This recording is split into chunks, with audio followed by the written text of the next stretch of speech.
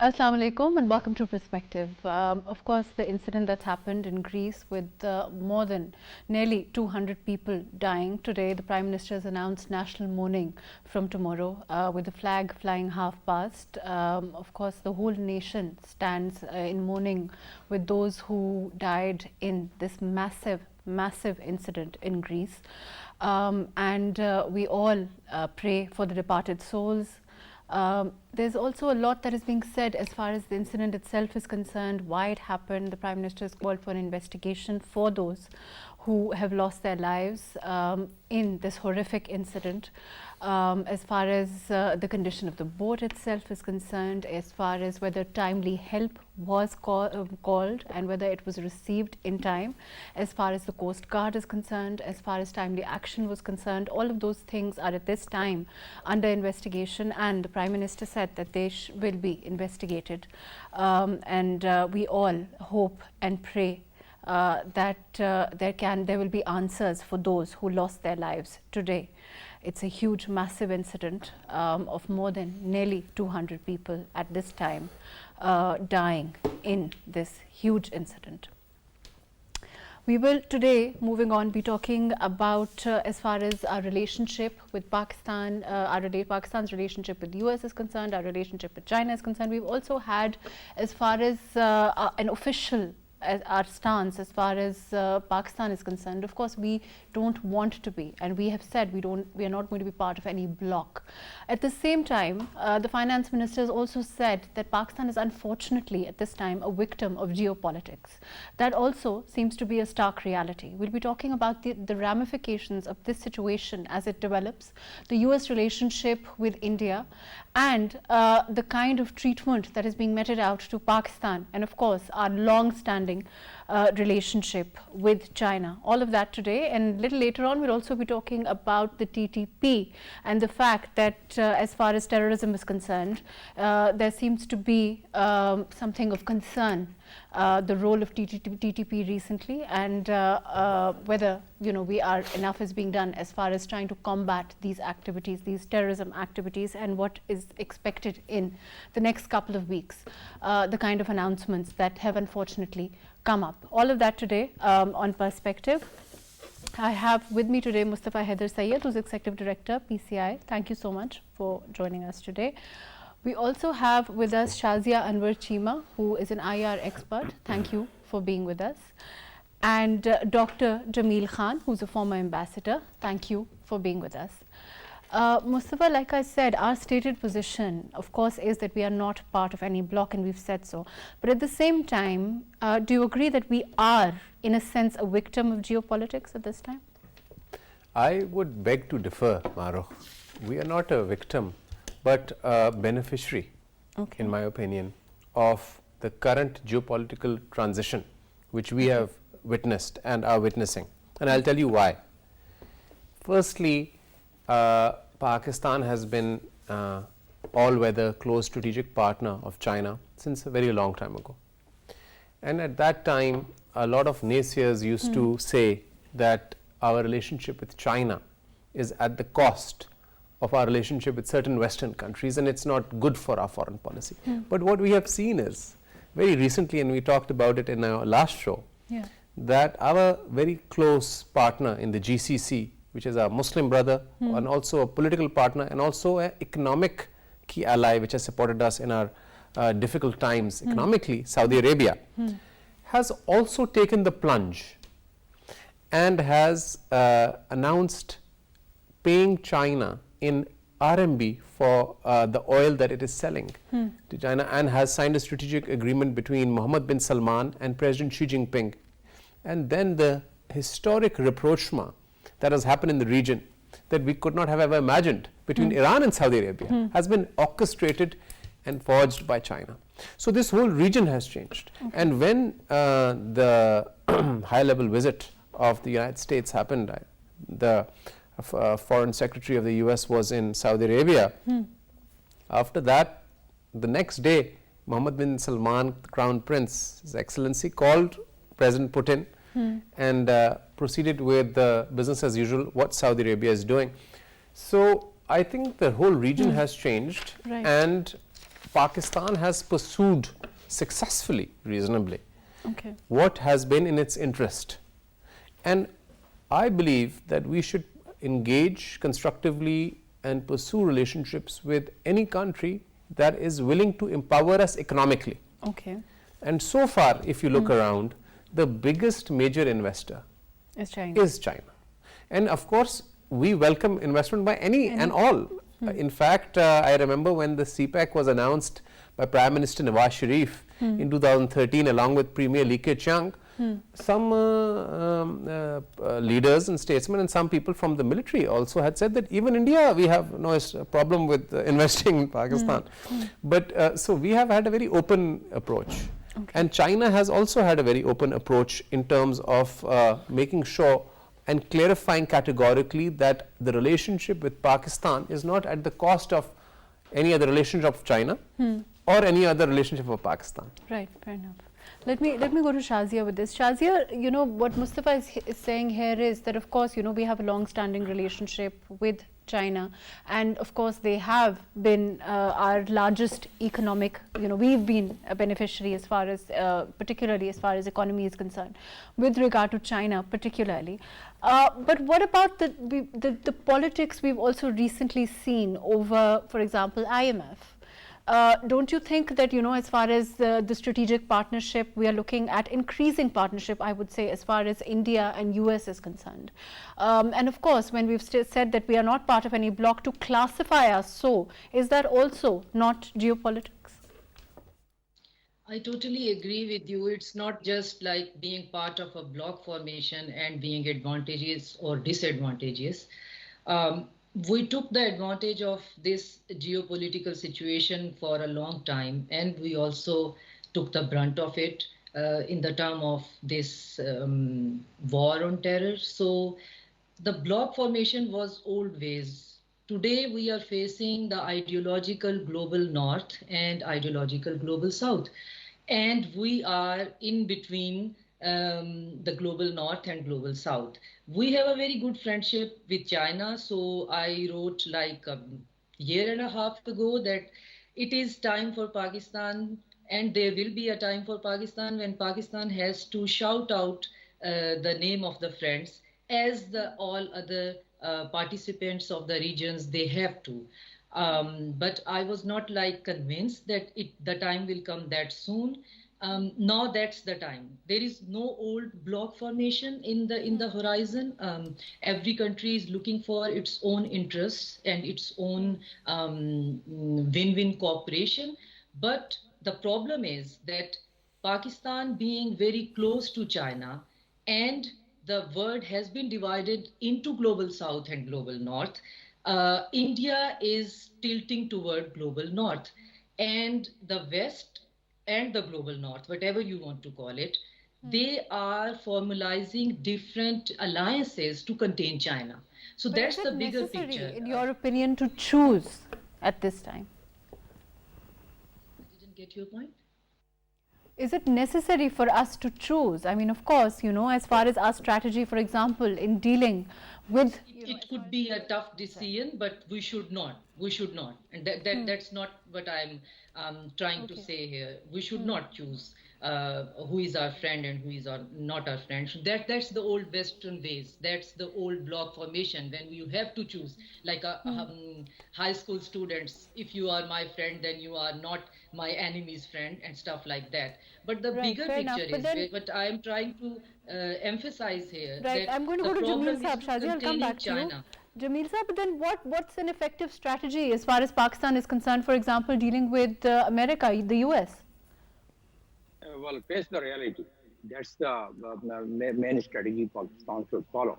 But face the reality in such a diplomatic manner that it should not seem to be drifting in one pocket or the drifting in the other pocket. It's easy to say, but very difficult to really practice. We are passing through a difficult situation where on one side, United States is aligning its friends to contain China. And China containment is one of the topmost priorities of the United States. China, on the other hand, is gaining strength every passing day, diplomatically, economically, and from military standpoint, they are trying to follow very closely the military might which US has, Chinese and Russians together. They are trying to really match up as early as possible. In my opinion, in my analysis, it will take several years China to really compete militarily. And we must also underscore one point that any superpower, unless they have a military component parallel or compatible, it's not possible for them to protect their economic interest or protect their geopolitical interest unless they have that much of military power. Now, China has $77 billion of the military budget, and US has $700 billion of military budget. But China and US, they are really have become almost they become parallel to the United States in terms of space weaponization, and any future conflict or any future war that would be driven by the space weaponization. So there they are trying to have the pair. Let's come back to the alignment. Now, China, because of its diplomatic advancement, they have really have their ingress now in the Gulf countries. They are also started mediating between Israel and Palestine, and they are having a very good diplomatic posture so far as the Ukraine and Russia is concerned. So definitely they are getting strength in that diplomatic arena. At the same time, China is one of the world's biggest manufacturing country since 2010 and world's biggest trading country since 2013, having $17.6 trillion economy, having 4 trillion allocation, 1 trillion is spent on the BRI, Belt and Road, and here comes Pakistan's vulnerability or Pakistan's advantage is a CPEC. Now, CPEC is one of the flagship component of the BRI.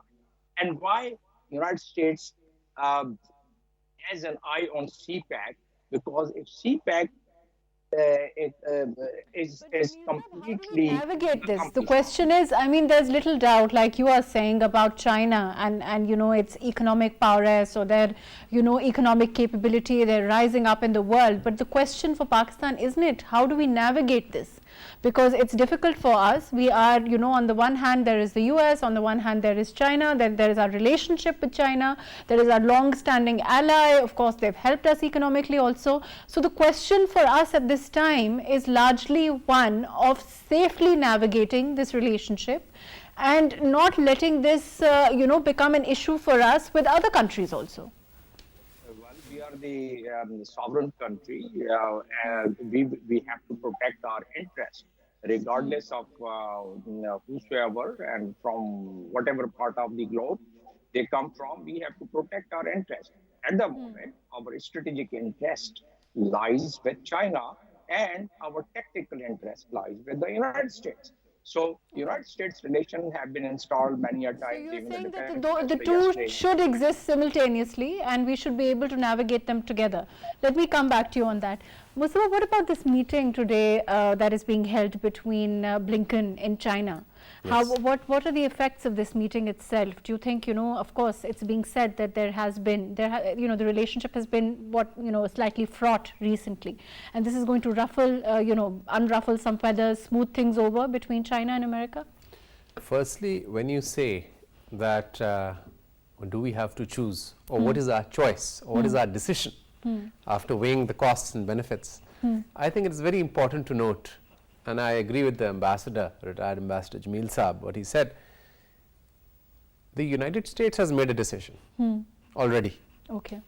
They have made the decision and they have stated India to be the net security provider in the region.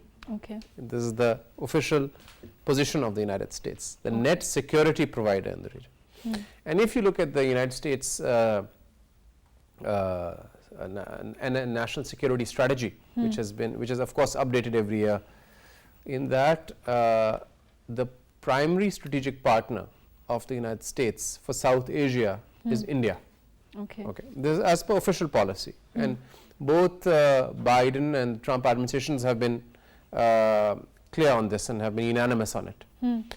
So the United States has made a decision, and now I think the question should be, does Pakistan have strategic clarity, and do we know the score? Because I feel that we have misplaced expectations sometimes. Okay. We are sometimes expecting certain things from Washington or other countries, whereas they have already made the decision and it's a stated policy. We are not inferring. Okay.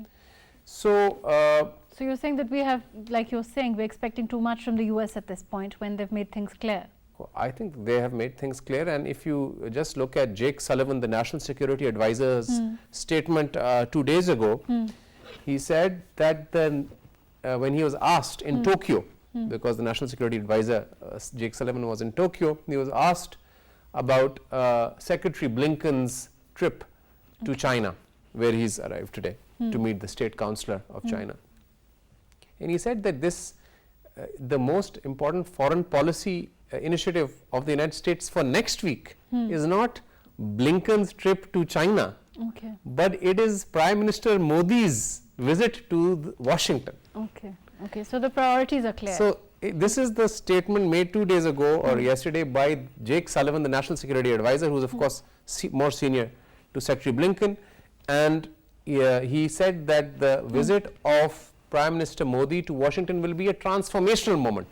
So our concern, Mahrukh, is that this transformational moment is leading the United States to look the other way in Kashmir, where there are human rights abuses taking place, because of course the United States has been flagging human rights abuses all over the world, but because of geopolitical considerations, we believe that the US is looking the other way in Kashmir. Secondly, in terms of manipulation and terrorism that India has sponsored in Pakistan, okay, whether it's Kulbhushan Yadav, which is evidence in the form of a person, there can't be bigger manifestation of evidence in the naval officer that we have, and then the false flag operation which happened, and then that projectile which had come into Pakistan, and then what is happening in Balochistan.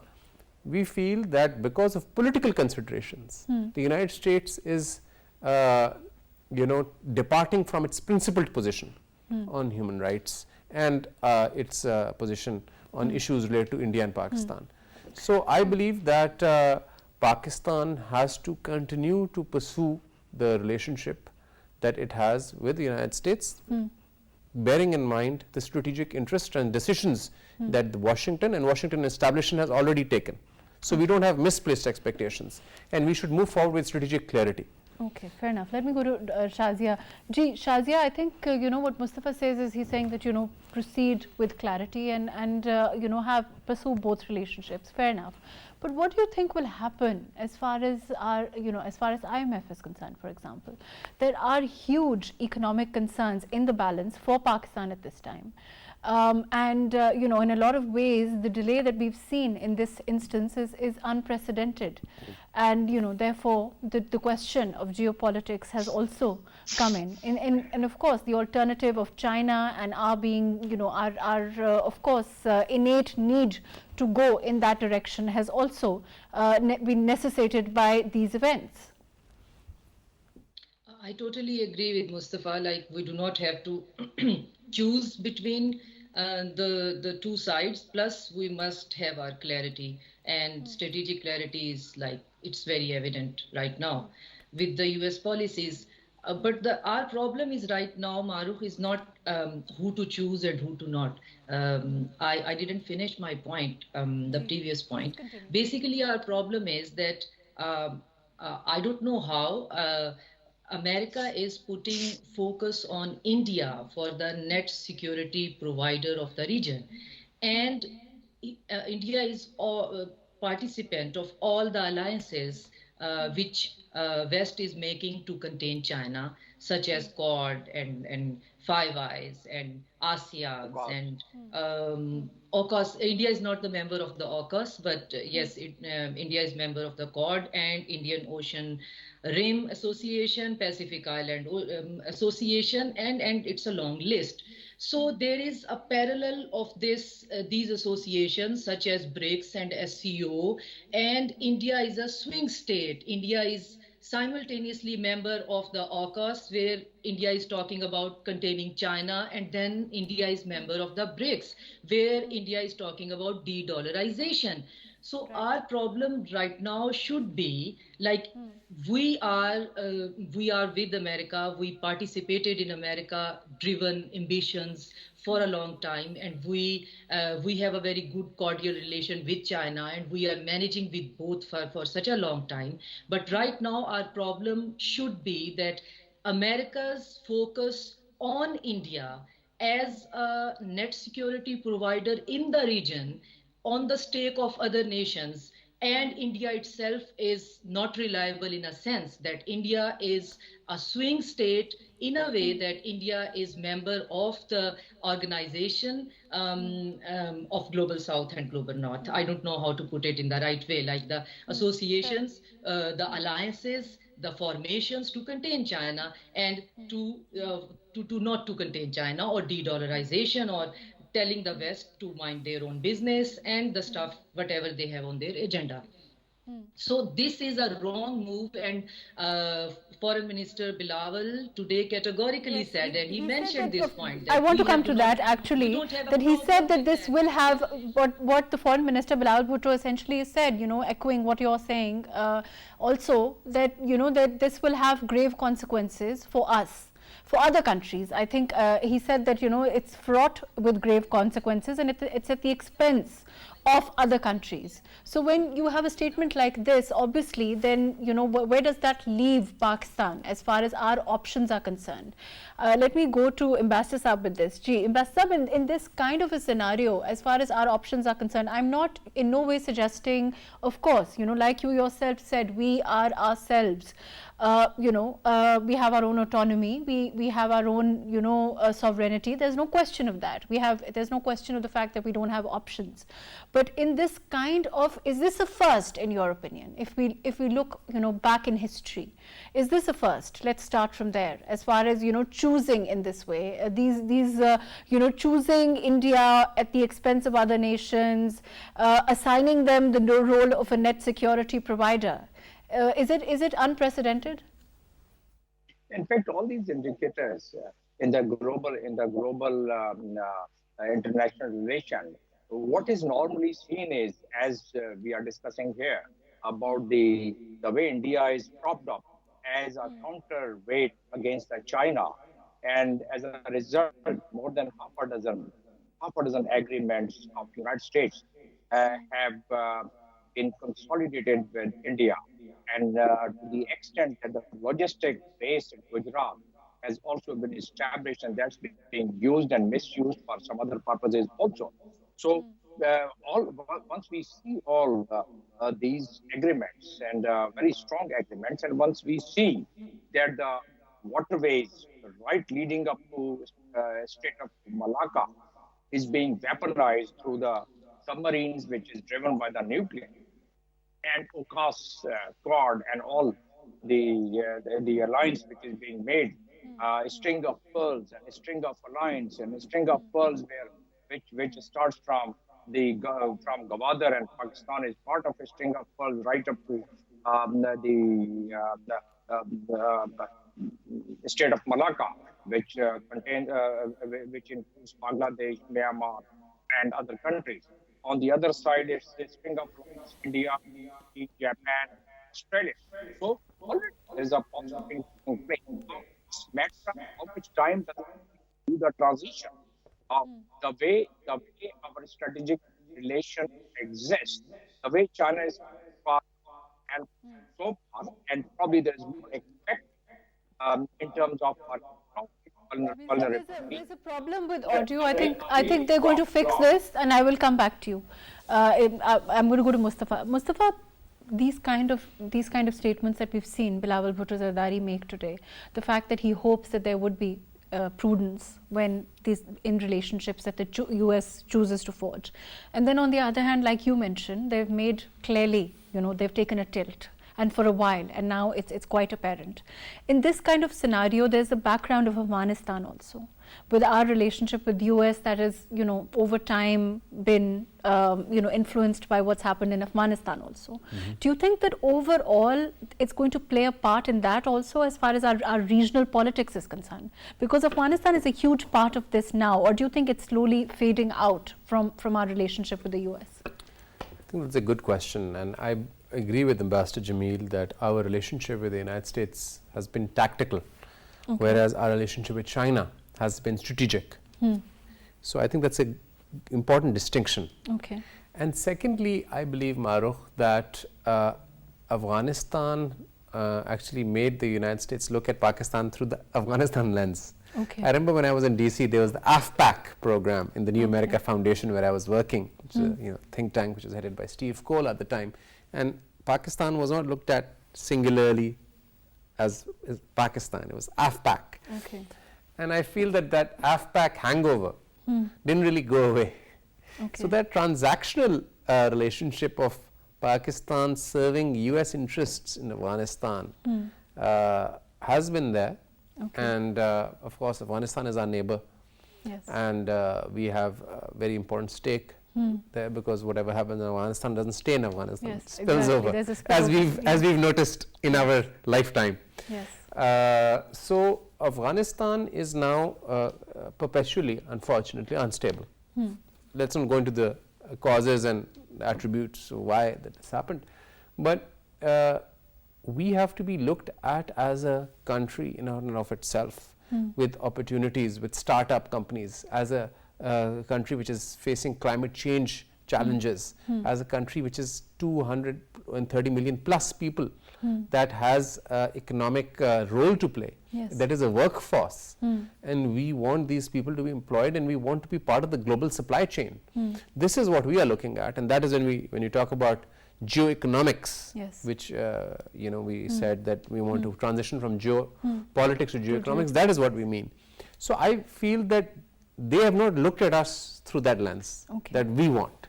And with China, that economic cooperation, as you know, is expanding, and now we are going into industrialization of special economic zones, etc.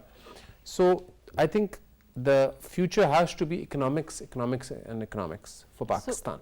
So prioritizing that, Shazia, do you think that, like Mustafa is saying, do you think it's possible for us, for our future? Of course, Ishaq Dar Sahab is also saying that, and has said this a long time, I think a couple of months ago, he said that perhaps we will need to look at other options, and then again, perhaps plan B, plan C.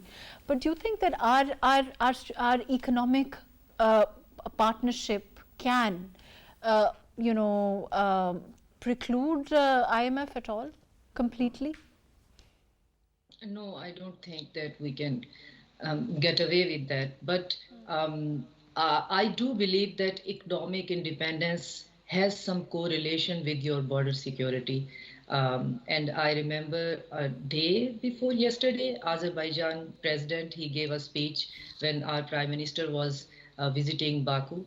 And he said that we are with Pakistan and we are brother nations, and the thing which I want to quote here, he said that economic independence and economic growth is a byproduct of your sovereignty and your border security. So we cannot ignore this fact here. We are living in a very hostile neighborhood.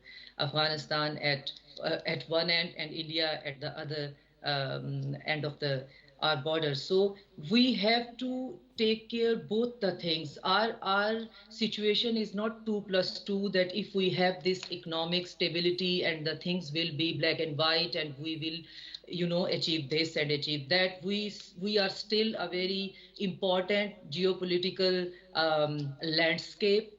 We are much demanded and desired for different regional powers and international powers, and they want to use us as a base camp. And Then if you are saying, let me interject a second, if you're saying, you know, of course, and I agree with you that we are very important, and because of our geostrategic location, because of our, and you know, for therefore, and that necessitates other countries trying to forge better relationship with us, no matter how economically powerful. But then it is for them to balance, right, rather than for us to balance.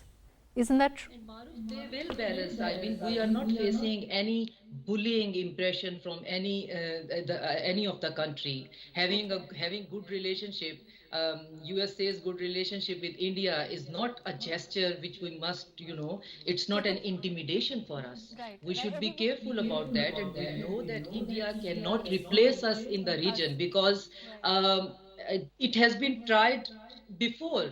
US tried to replace us with India, but it didn't work. So we have a very seasoned army. We have experience of containing our problems and our neighbors' problems inside Pakistan. So world needs these expertise, and we are the one and only choice. So we are on the safer ground. So So you and expect better sense to prevail.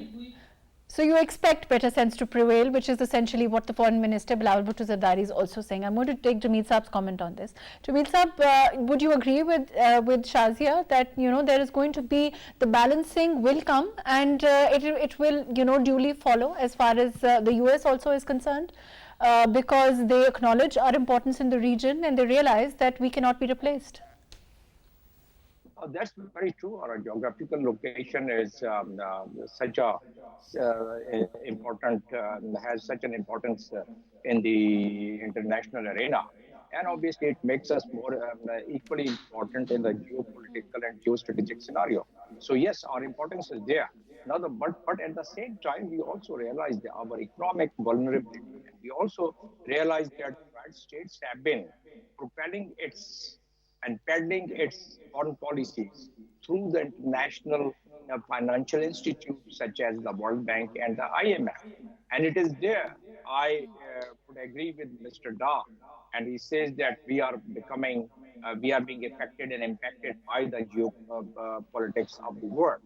Um, uh, and the manual, which somehow I've seen some pages of it, the military manual, which also indicates that in order to achieve the military goal and the foreign policy goal, the financial institutes they are also they come for the help. Now, this is what I feel is happening with us. Not that we have done all what the IMF had been saying to us. There are certain shortcomings, just very few, which has been ignored in past while war on terror was going on. That was during Sharaf time also, because we had a transitional relation at that time, and we were serving the purpose at that time of the United States foreign policy interest. Unfortunately, Now, we're running out of time. Thank you so much for joining us. I want to move on and talk about the TTP also. We'll be taking a short break, and then we'll be coming back to talk about TTP and of course the fact that they've announced new formations and that the effect of that in the next couple of weeks as far as the overall situation in Pakistan is concerned, as far as terrorism is concerned, all of that. We'll be right back after a short break.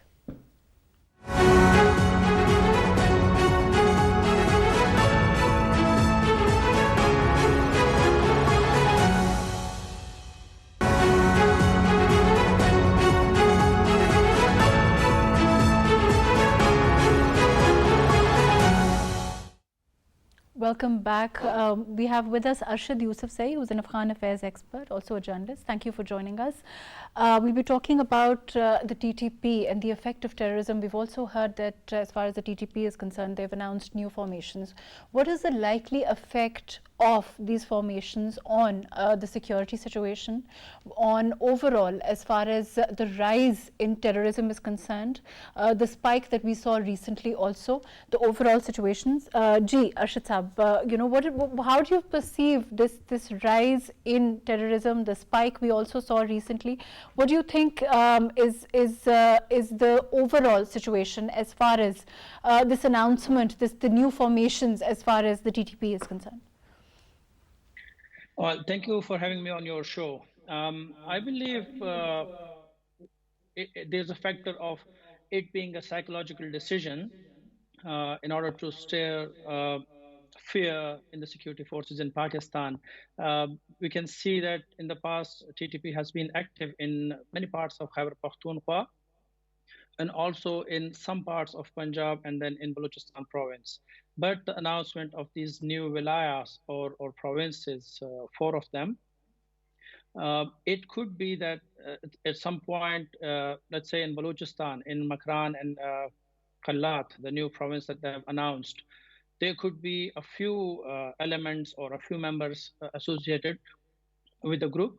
But in order to have this pressure on the security forces who are actively pursuing them in places like Waziristan, north and south, which were uh, famous for strong TTP strongholds. So I think more of it has to do with the fact that TTP, although it is organizing itself, it is gaining strength, but this could be a psychological decision to stir fear in the security forces. But Arshad Saab, overall, as far as the Afghan Taliban is concerned and their ability to clamp down on terrorism overall, why are they failing in your opinion? The terrorism spike is clearly there.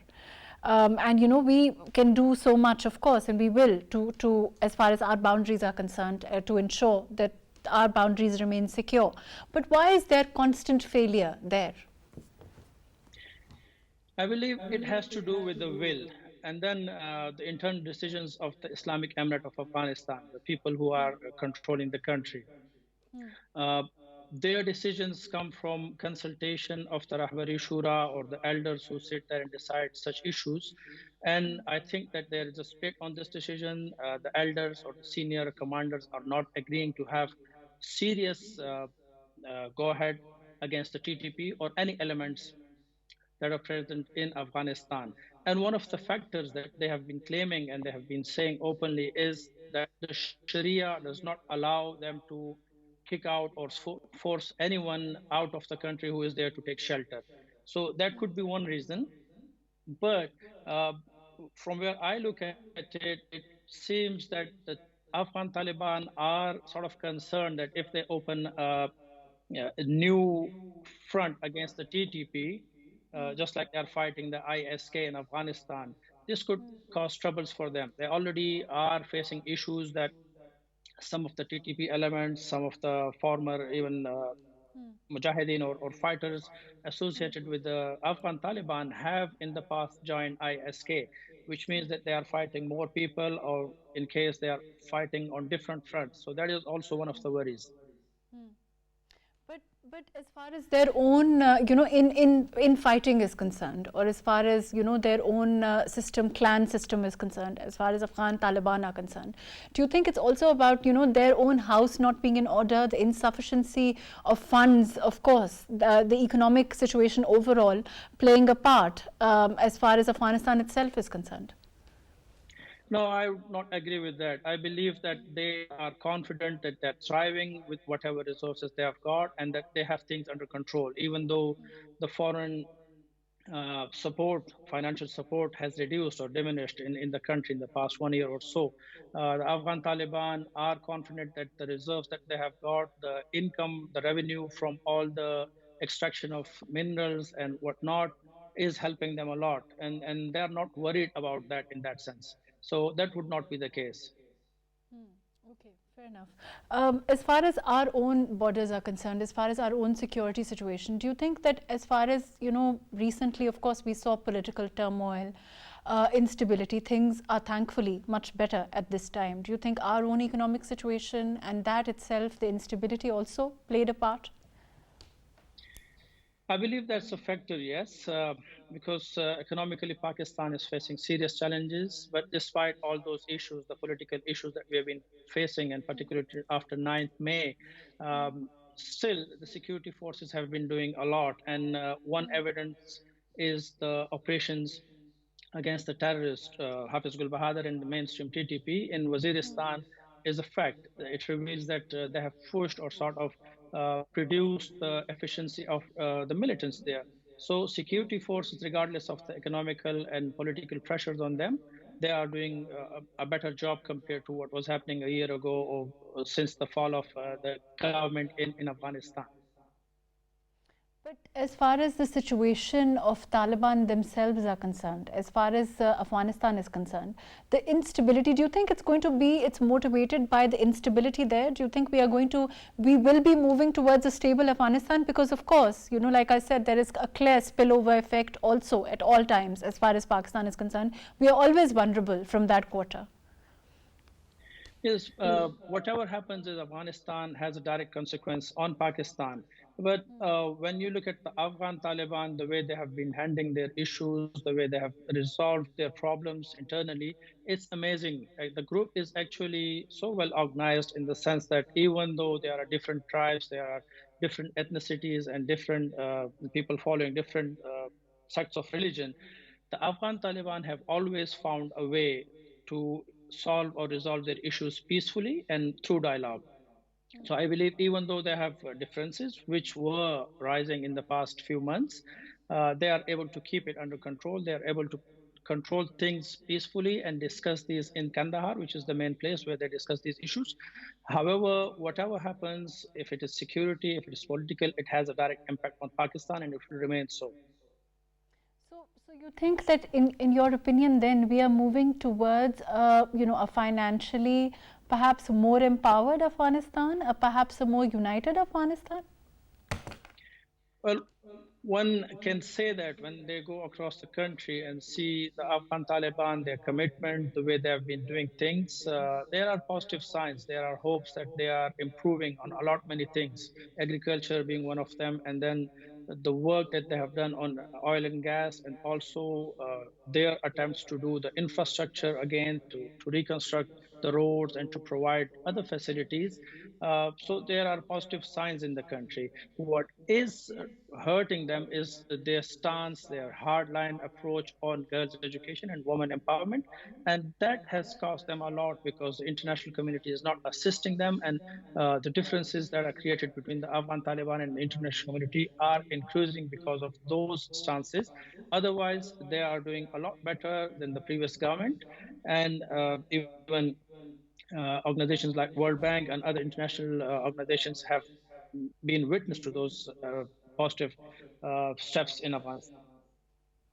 But the TTP as a whole, you think that after making these tall claims, they might have to take a step back now? Pardon? The TTP as a whole, after announcing these new formations, do you think that, you know, perhaps they will have to take a step back, considering that, you know, our own security situation and the prevalent conditions, of course, are getting better as far as Pakistan itself is concerned also? If the question is Afghan Taliban taking a step back, they would remain so with the TTP because the last time we heard about any big change or positive change in Afghanistan was that uh, families and non-fighting members of the TTP living close to Pak-Afghan border, they were shifted from the border areas to deep within the country like Maidan Wardak and other places close to Kabul or west of Kabul. So on that regard, there would be no action against TTP. The Afghan Taliban would try to continue things as they are, even though there are reports of increased pressure on TTP from the Afghan Taliban. But I don't think there will be any military operation against them inside Afghanistan. Right. Thank you so much for being with us. Arshad Yusufzai, thank you for your very valuable input as far as the TTP is concerned and the overall situation, security situation is concerned. Unfortunately, that's all the time that we have. Thank you so much for joining us, Mustafa, Hyder, Shazia Anwer, Cheema, Dr.Jamil Khan, Dr.Jamil Khan, and also Arshad Yusufzai. Thank you so much for being with us today.